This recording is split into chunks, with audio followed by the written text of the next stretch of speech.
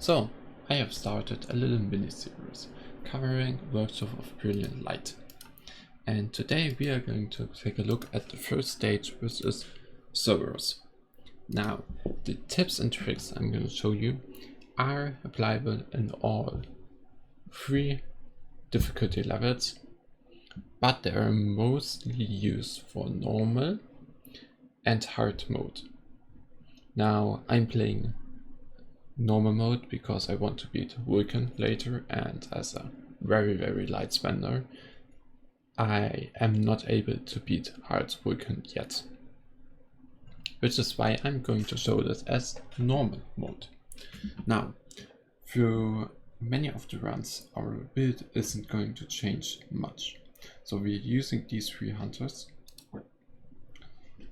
Malin obviously gives us a lot of buffs, heals us and gives us more attack. Libora gives the enemy a debuff, which increases their damage taken by 50%. And Min increases the damage taken of the enemy again by another 50%. As shadows we use Icarus for his 7% critical hit rate increase.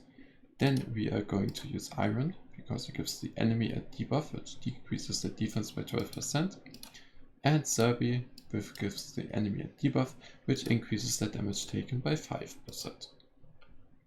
Now, depending on which difficulty level you are going to fight, you may want to change up your weapons. For example, I'm always using a support weapon like Moon Shadow or the Plumflower Sword, additionally to a damage weapon, which is in my case my Skadi. You can also use the Grimoire or Westwind, of course, which deals an insane amount of damage. So, how are you going to play it? Well, I can show you if I use Westwind and then Moon Shadow. Your support weapon obviously should give you support. So these are the two main support weapons we are using. Moon Shadow gives the enemy a 15% debuff, which increases the damage taken, and an additionally 50% for dark damage, stacking up to 3 times. Plumflower Sword gives you critical hit damage, attack, and critical hit rate. So you can use either one. I'm more of a fan of the Moon Shadow daggers.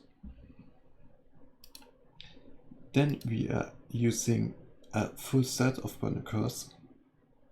Now, as you can see, my gear is not as good as it looks in the first. I had not great luck with my enhancements, and my Libora, for example, has not even upgraded gear, because that is not really as important.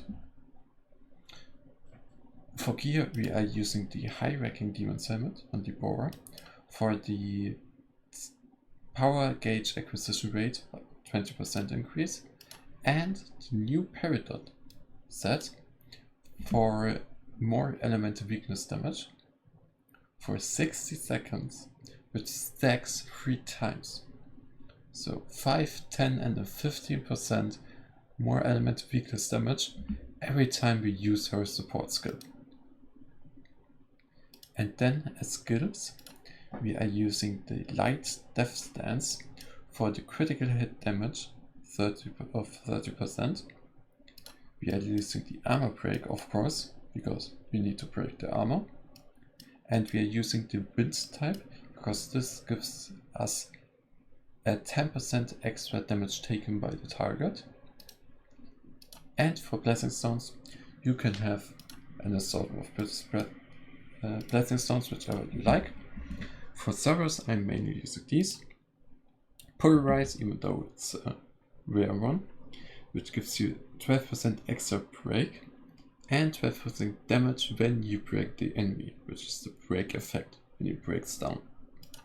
Then we have Boss Slayer for 12% extra damage, Double-Edged Sword for another 12%, and Assassin's Proficiency for 11% back damage. If you wanted to, you can also use weakness detection, of course, and reawakening or sharp perception.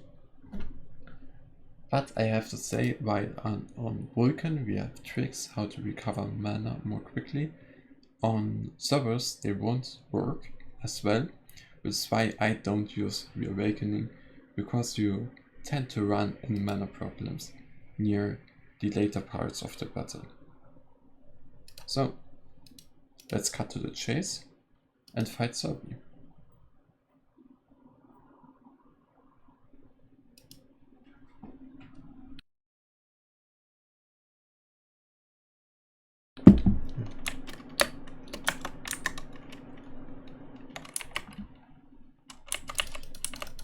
So obviously our first priority is just using the skills to charge up our ult and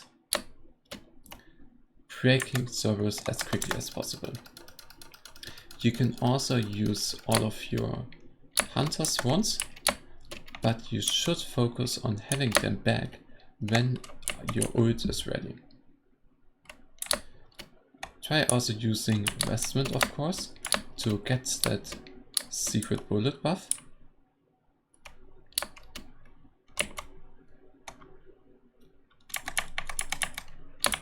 And especially for hard mode Cerberus, it is just at DPS race, and which also applies for new members, of course. You want to do as much damage as possible in as short of an amount of time as necessary. Now we are going to use our hunters here, because we are going to get the ult in a damage in a second. So we are going to break him, use the shadows, and then use our ult. You can, which is not as important for this fight, but more important for Vulcan later, you want to stack as much of damage givers as possible. Like, it would have been more damage if I stacked Moon Shadow with the ult. So just keep that in mind. So for this part you obviously want a shadow step or need to run around as quickly as possible. And then, as you can see, we already have run into mana problems and we don't even use reawakening. So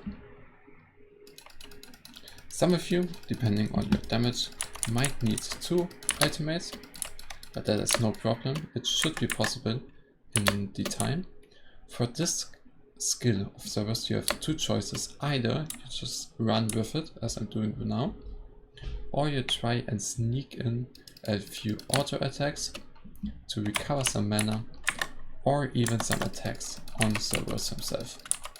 I'm just gonna keep calm, run with it, and then kill Cerberus.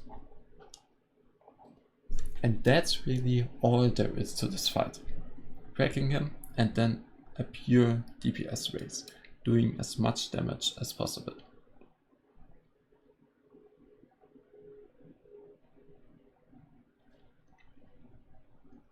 We are going to cover the bullet things on a Demon Castle 25 video and on the Vulcan video, so take a look out for that. I hope you all enjoyed and I wish you all a nice day.